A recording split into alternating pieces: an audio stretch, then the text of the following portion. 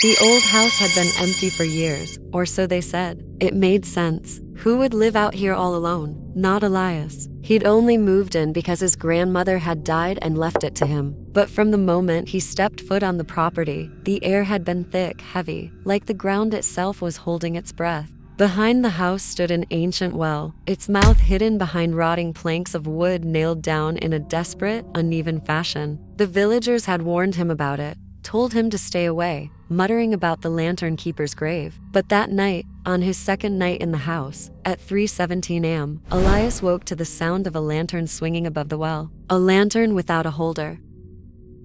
He pressed his face to the cold glass pane of the window. Through it, he could just barely make out the shape of the flame inside, too still, as if the air around it wasn't touching, wasn't moving. And when he looked away, he saw it. The planks that sealed the well were gone. Splintered wood lay scattered around the rim like broken ribs. Then a damp, unnatural wind rose from the darkness, and he swore he heard something breathing. He had to see. Curiosity pulled him outside. The grass was slick with dew, crunching under his feet as he walked, and when he peered over the well's edge, he froze. Halfway down, the lantern hung from a chain, its glow just enough to light the black water below. Then a whisper floated up. "It's cold down here, Elias. Bring me more light."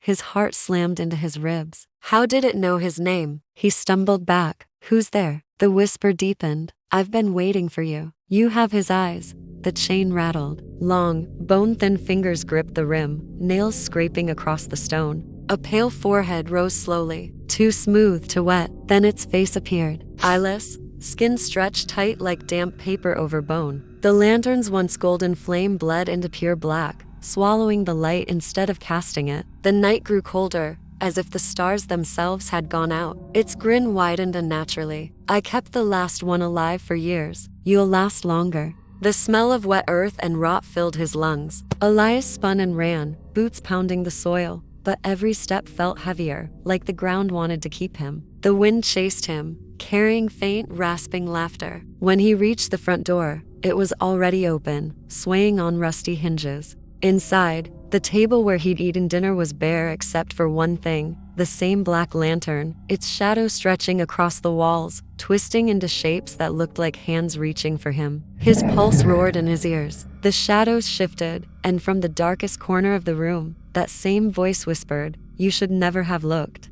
The black flame flickered violently. "You should never have looked." And the shadows began crawling off the walls toward him, still whispering his name.